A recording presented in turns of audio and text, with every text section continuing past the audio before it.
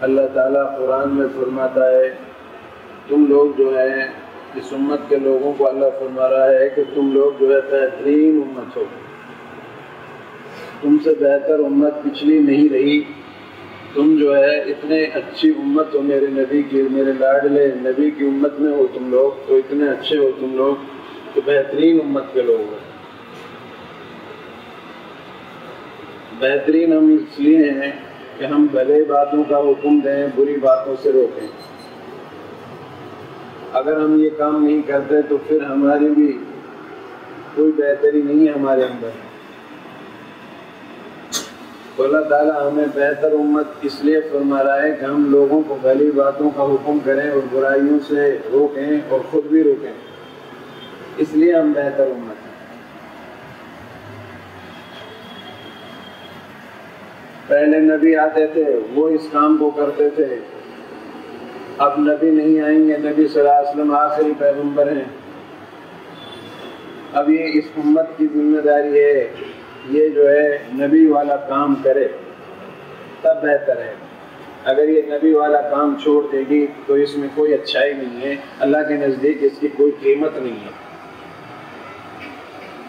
اللہ کے رسول صلی اللہ علیہ وسلم نے ارشاد فرمایا قیامت کے دن تمام امتوں پر اللہ جنت کو حرام کر دیں گے جب تک یہ امت سب سے پہلے جنت میں نہ داخل ہو جائے۔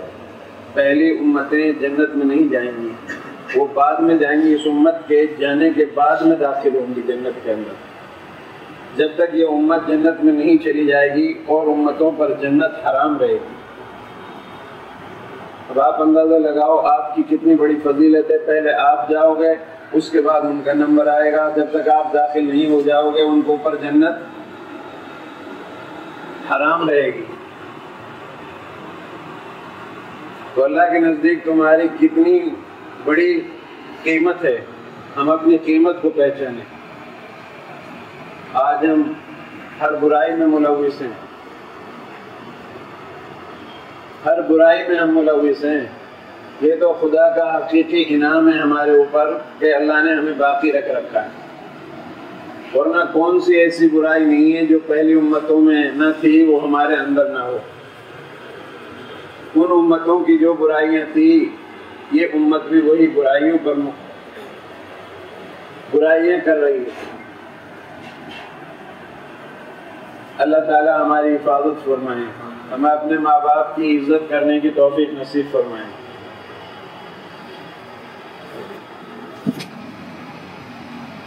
زبان ہمارے تالوے کے اندر چھوٹا سا ایک ٹکڑا ہے گوشت کا،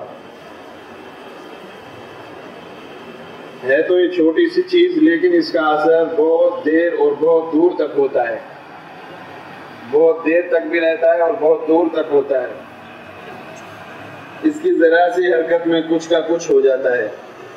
کسی کو گالی دے دو تو یا غصے کی کوئی بات کہہ دو، وہ مرنے اور مارنے کو تیار ہو جاتا ہے۔ کبھی ایسا ہوتا ہے کہ زبان سے کوئی جملہ نکلے اور پوری قوم تباہ ہو جاتی ہے۔ اس لیے اللہ کے رسول صلی اللہ علیہ وسلم اپنے صحابہ سے فرمایا کرتے تھے کہ زبان سے ڈرو۔ رسول اللہ صلی اللہ علیہ وسلم زبان سے کیسے ڈرا جائے، کیوں ڈرا جائے؟ فرمایا یہ زبان اگر صحیح بولتی ہے تو تمہارا درجہ اونچا ہو جائے گا، اور اگر یہ زبان غلط بولنے لگی تو تم جو ہے انتہائی نیچے درجے میں جہنم کے اندر چلے جاؤ گے۔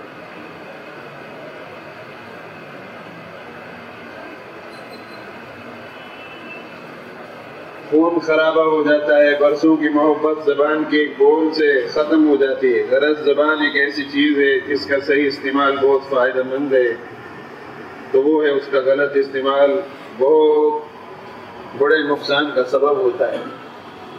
غلط استعمال کرو گے تو بہت بڑا نقصان ہوگا، اور اگر صحیح اس کو استعمال کرو گے تو اس کا بہت فائدہ ہوگا۔ زبان سے اللہ کا ذکر کیا جائے اور زبان سے اللہ کی تعریف کی جائے، اللہ کا کلام پڑھا جائے، آنکھوں سے قرآن کو دیکھا جائے، بیت اللہ شریف کو دیکھا جائے، اللہ کی نعمتوں میں غور کیا جائے۔ اللہ نے یہ زبان، آنکھیں، کان یہ ناک یہ سب ہمارے لیے نعمتیں، اگر ہم ان کو غلط استعمال کریں گے تو یہ زحمت بھی بن جائے گی۔ تو اپنی زبان پر کنٹرول رکھیں۔ حکیم لقمان سے اس کے مالک نے کہا کہ یہ بکری لے جاؤ اور اس میں جو برا گوشت ہے وہ نکال کر لاؤ۔ وہ چلے گئے، بکری کو ذبح کیا، پھر اس زبان کو نکال کر لائے اور دل کو نکال کر لائے۔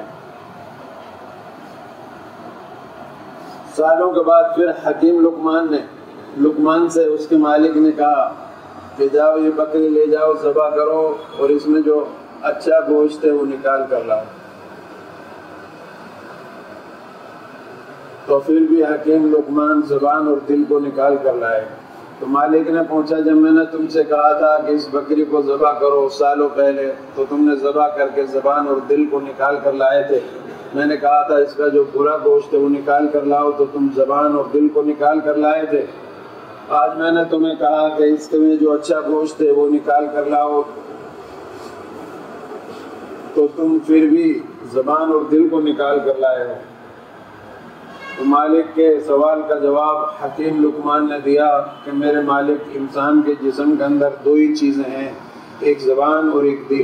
اگر یہ صحیح ہو جائیں تو جسم پورا صحیح رہتا ہے، اگر یہ بگڑ جائیں تو جسم پورا برباد ہو جاتا ہے، برا ہو جاتا ہے۔ زبان اگر ٹھیک ہے، دل اگر ٹھیک ہے تو سارا جسم ٹھیک رہے گا، اور اگر زبان بگڑ گئی اور دل بگڑ گیا تو سارا جسم برباد ہو جائے گا، پھر اس کی کوئی قدر و قیمت نہیں ہوگی۔ انسان کی پہچان اس کی زبان سے ہوتی ہے۔ آپ اگر عقل مند آدمی ہو، عقل ہے ذرا بھی، تو آپ کسی آدمی کو پہچاننا ہے آپ کو تو اس کی زبان سے پہچاننا۔ ہمارے نبی صلی اللہ علیہ وسلم نے فرمایا خاموش رہو نجات پا جاؤ گے۔ ہم نے خاموش رہنا سیکھا ہی نہیں۔ ہم زیادہ بولنے والے کو بڑا آدمی سمجھتے ہیں کہ بہت زیادہ بڑا آدمی، بھائی یہ بہت بولتا ہے، بولنے والا ہے۔ زیادہ بولنے والوں سے غلطیاں ہوتی ہیں۔ جو خاموش رہا وہ نجات پا گیا۔ خاموش کا مطلب یہ بھی نہیں ہے کہ آپ جو ہے بالکل ہی خاموش بیٹھے رہو، کچھ بولو ہی نہیں، حق اور سچ، حق اور ناحق بولو ہی نہیں، یہ بھی غلط ہے، لیکن یہ کہ کم سے کم بولا جائے۔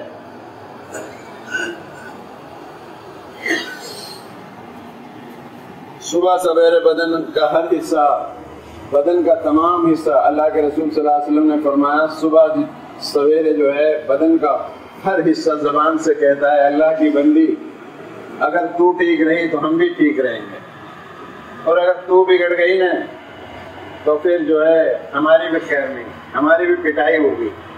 زبان غلط بولتی ہے، جسم پٹتا ہے۔ اللہ کے یہاں بھی زبان غلط بولنے کی وجہ سے ہماری سزا ہوگی، جہنم کے اندر جانا پڑے گا۔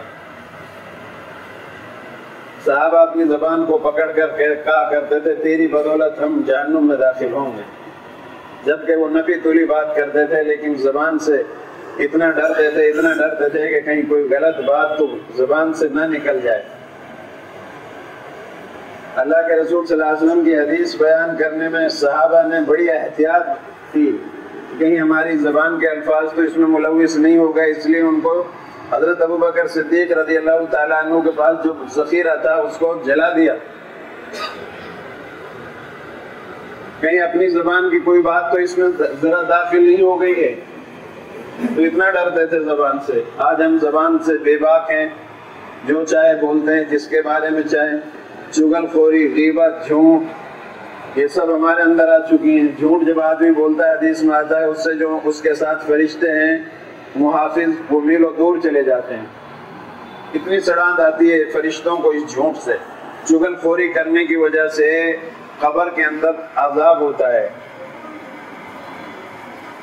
حدیث میں آتا ہے اگر تمہیں یہ پتہ چل جائے قبر کا عذاب کیسا ہے تو تم اپنے مردوں کو دفن کرنا بند کر دو اور بھاگ کھڑے ہو، لیکن ہم لوگ اس کو یہ سمجھ رہے ہیں یہ تو کئی چاہی بات ہے، بنی ہوئی بات ہے، کوئی ایسی بات نہیں ہے، قبر کی ہمیں کوئی اپنی فکر ہی نہیں ہے۔ تو میرے بھائیوں، ہر روز جو ہے زبان سے پورا جسم عاجزی کرتا ہے کہ اگر تو ٹھیک ہے تو ہم بھی ٹھیک رہیں گے، تو برباد ہو گئی، بگڑ گئی تو ہماری بھی خیر نہیں۔ زبان انسان شخصیت کا آئینہ دار ہے۔ انسان کو پہچاننے کا جو شخصیت کو پہچاننے کا طریقہ ہے وہ زبان ہی ہے۔ زبان سے پہچان لو آدمی کو۔ ہم جاتے ہیں کئی جگہ تو پتہ چل جاتا ہے یہ بولنے والا اس کی کیا عکاسی کر رہی ہے، اس کی زبان ساری بات کا بولنے سے پتہ چل جاتا ہے۔ جب تک آدمی بات چیت نہیں کرتا اس کے عیب اور ہنر چھپے ہوئے ہوتے ہیں، جب وہ بولنا شروع کرتا ہے تو پتہ چلتا ہے کہ ہاں اس کے اندر یہ چیز ہے، نکل کر آ جاتا ہے سامنے۔ جب آدمی اپنی زبان سے کوئی بات بولتا ہے تو اس سے پتہ چلتا ہے کہ یہ شریف ہے یا رذیل ہے یا اچھا ہے یا برا ہے۔ اس لیے نبی صلی اللہ علیہ وسلم نے زبان کی حفاظت کی بہت تاکید فرمائی۔ آپ صلی اللہ علیہ وسلم نے فرمایا زبان کو روکنا بہت بڑی عبادت ہے۔ خاموش رہنا 1 منٹ یہ عبادت ہے۔ قرآن کی ایک آیت سیکھنا 80 سال کی نفلی عبادت سے بھی بہتر ہے۔ تسبیح پڑھ رہا ہے ایک آدمی نفلی، روزہ رکھ رہا ہے نفلی، اور نفل رکعتیں نمازیں پڑھ رہا ہے، اس سے بہتر 80 سال کی اس عبادت سے بہتر ایک قرآن کی آیت اگر آپ نے سیکھ لی وہ زیادہ افضل ہے۔ یہ اللہ کا کلام ہے میرے بھائی۔ ہمارے قل هو اللہ بھی یاد نہیں ہے، ہم نے ٹھیکہ لے رکھا ہے 5 نماز پڑھنے کا، قل هو اللہ اور انا اعطیناک سے۔ یاسین شریف ان میں کتنے لوگوں کی یاد ہوگی؟ سورہ واقعہ روزی میں اگر تمہیں کمی آ رہی ہے، کاروبار نہیں چل رہا ہے، سورہ واقعہ پڑھیے، کتنے لوگوں کو یاد ہے؟ قبر کے عذاب سے بچنا ہے تو سورہ ملک پڑھو، کتنے لوگوں کو یاد ہے؟ اپنے ماں باپ کا انتقال ہو گیا، قبر پر آپ کیا پڑھو گے؟ قرآن کی صورتیں یاد نہیں ہمارے۔ ویسے پورا تجربہ ہر وقت موبائل میں لگے رہیں گے، آج وہاں یہ ہو گیا، آج وہاں یہ ہو گیا، آج وہاں یہ ہو گیا، فلاں ملک میں فلاں گاؤں میں، ساری خبر ہے۔ فکر بہت زیادہ ہے آپ لوگوں کو، فکر نہیں ہے تو اپنی ذات کی فکر نہیں ہے۔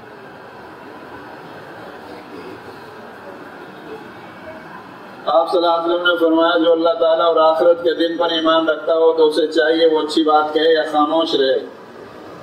آپ صلی اللہ علیہ وسلم نے فرمایا جو چپ رہا وہ نجات پا گیا۔ ایک دفعہ آپ صلی اللہ علیہ وسلم نے ایک صحابی حضرت معاذ رضی اللہ تعالیٰ عنہ سے فرمایا معاذ ڈرتے رہنا، زبان سے ڈرتے رہنا۔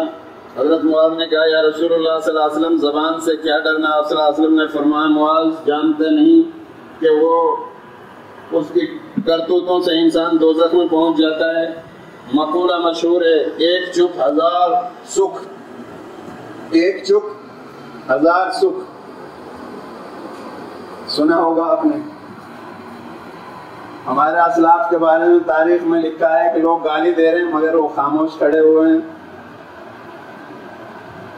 گالی دینے والا سامنے گیا کہ میری بات کو شاید گالی کو ہی سن نہیں رہے ہیں، اور پکڑ کر ہاتھ کہنے لگے امام ابو حنیفہ میں تجھے ہی گالی دے رہا ہوں۔ تو امام ابو حنیفہ رحمۃ اللہ علیہ نے فرمایا میں تجھے ہی معاف کر رہا ہوں۔ یہ تھے اخلاق ہمارے اسلاف کا۔ آپ معاف کرو، درگزر کرو، کرو مہربانی اہل زمین پر، خدا مہرباں ہوگا عرش بری پر۔ معاف کرنے والا عزت والا ہوتا ہے، اللہ اس کا درجہ اپنی نگاہ میں بڑھا دیتا ہے۔ جو معاف نہیں کرتا وہ اس کا درجہ اللہ کی نظر میں نیچے ہو جاتا ہے۔ تو اس لیے میرے عزیزوں، دوستوں، بزرگوں، اپنی زبان کو کنٹرول میں رکھیں۔ لہٰذا ہمیں جب کوئی بات کرنی ہو تو پہلے سوچ لینی چاہیے، پھر بولنی چاہیے، تاکہ ہماری باتوں سے کسی کو نقصان نہ ہو اور کسی کو کوئی دل نہ دکھے، کوئی پریشانی نہ ہو۔ آج جو حالات ہمارے سامنے آ رہے ہیں، ان حالات کا تمام مصائب کا حل جو ہے قرآن اور حدیث میں موجود ہے۔ تمام مصائب اور پریشانی اور ہر قسم کے حوادث کا اصلی علاج یہ ہے کہ اللہ جل شانہ کی طرف رجوع کیا جائے۔ اللہ کی طرف لوٹو میرے بھائیو، اللہ بہت معاف کرنے والا ہے۔ لا تقنطوا من رحمت اللہ، جتنے گناہ ہو چکے ہیں سب پر اللہ سے معافی مانگو، اور آئندہ نہ کرنے کا ارادہ کرو۔ کسی سے بدگمانی مت کرو، کسی کی بہن بیٹی کو غلط نگاہ سے نہ دیکھو، کسی کے عیبوں کو نہ کھولو.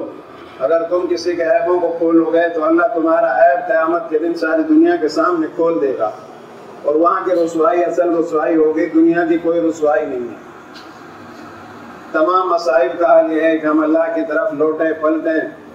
اے لوگوں توبہ کر لو، میں توبہ کرنے والوں کو پسند کرتا ہوں. اللہ دے کر خوش ہوتا ہے، دنیا دے کر ناراض ہوتی ہے. کوئی سائل تمہارے پاس آ جائے ایک بار دو بار تو آپ ناراض ہو جاؤ گے، لیکن اللہ تعالیٰ بار بار معاف کرتا رہتا ہے. کرو مجھ سے معافی مانگو اور پلٹ جاؤ میری طرف. 70 سال کا کافر جس نے گناہ کیے اور وہ اللہ کی طرف پلٹ رہا ہے تو اللہ اس کے 70 سال کے گناہوں کو معاف کر دیتا ہے. لوگوں کے حقوق معاف نہیں ہوں گے. ہم نے کسی کو تھپڑ مار دیا، گالی بک دی، کسی کا پیسہ نہیں دیا لے کر، اس کو اللہ معاف نہیں کرے گا. باقی اللہ اپنے گناہوں کو جو اللہ کی ذات سے تعلق رکھتے ہیں، نماز، روزہ، حج، زکوٰۃ، یہ تمام کو اللہ معاف کر دے گا. ارے میرے بھائیوں، اللہ کو دیکھو کتنا دینے والا ہے، کتنا رحیم اور کریم ہے. جو سجدہ کر رہے ہیں ان کو بھی دے رہا ہے دنیا میں، جو اللہ کو گالی دے رہے ہیں ان کو بھی اللہ دے رہا ہے. شیطان کی چالوں سے بچو، وہ وسوسہ ڈالتا ہے. نوجوان بچو، غلط کاموں سے بچو. دیر رات تک مت جاگو، دیر تک سوتے نہ رہو 11 بجے تک. اپنا کاروبار کرو. ہر آدمی کے ہاتھ میں کوئی نہ کوئی کاروبار ہو، پڑھائی ہو، لکھائی ہو. خالی نہ بیٹھو، اپنا وقت کو ضائع نہ کرو.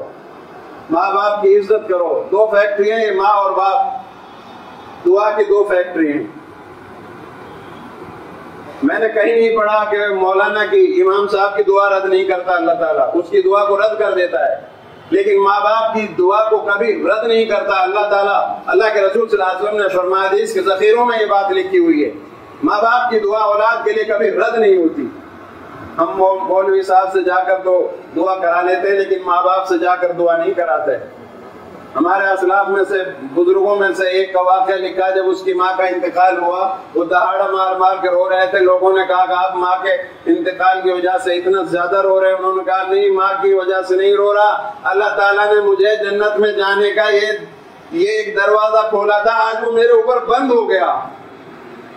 جس گھر میں بوڑھے سفید داڑھی والے عمر دراز لوگ ہوتے ہیں، اللہ کی رحمت اس میں برستی ہے. اور جس گھر میں نہیں ہوتے، اللہ کی رحمت نہیں آتی، ماں باپ نہیں ہے تو رحمت سے خالی ہے وہ گھر. نوجوان بچوں، قدر کرو اپنے ماں باپ کی، اپنے پڑوسیوں کی، اپنے محلے والوں کی، بڑوں کی، علماء کی عزت کرو.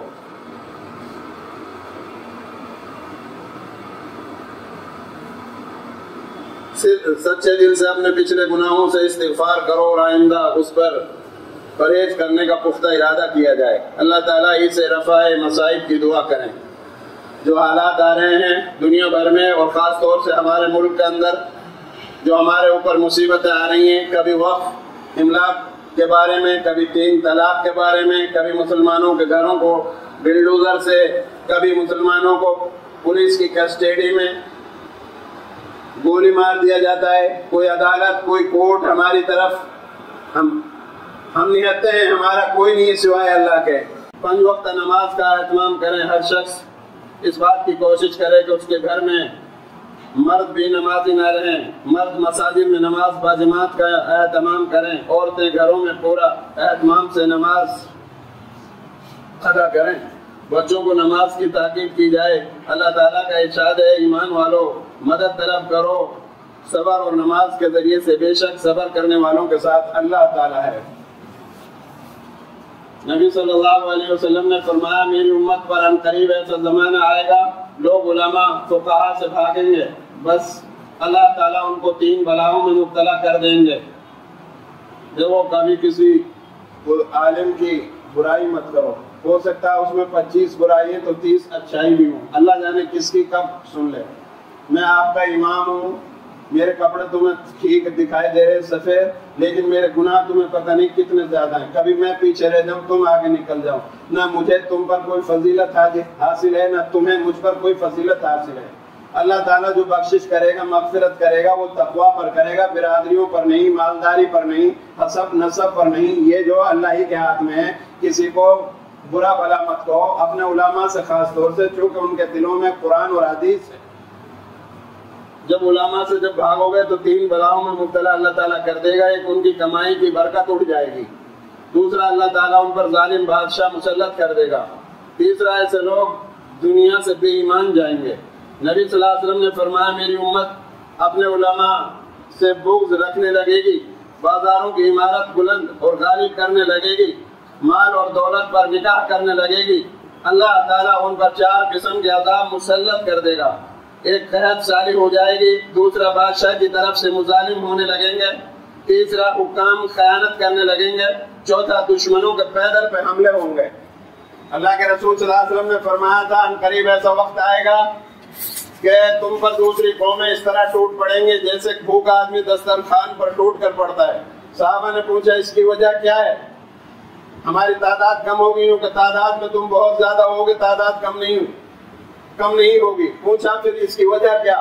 فرمایا تم دنیا سے محبت کرنے لگو گے اور موت سے نفرت کرنے لگو گے, دنیا کو سب کچھ سمجھ بیٹھو گے, عورت تمہارا قبلہ بن جائے گی, مال تمہارا دل کے اندر بیٹھ جائے گی, اس کی محبت, دنیا کی محبت بیٹھ جائے گی, اور پھر دنیا کی طرف سے تمہارے اوپر جو ہے مصائب آئیں گے, ظالم بادشاہ مسلط ہوں گے, تم اللہ اور اس کے رسول کے احکامات کی خلاف ورزی کرو گے. تو یہ ہیں ہماری بربادی کے اسباب جن کو ہم اپنے ہاتھوں سے کر رہے ہیں. اگر ہم ان سے بچنا چاہتے ہیں تو اللہ اور اس کے رسول کی محبت اپنے دلوں میں پیدا کریں, اور جو گناہ ہمارے معاشرے میں پھیل رہے ہیں ان کو بند کریں. میری اللہ سے دعا ہے پہلے مجھے اور آپ کو بھی عمل کرنے کی اللہ توفیق نصیب فرمائے.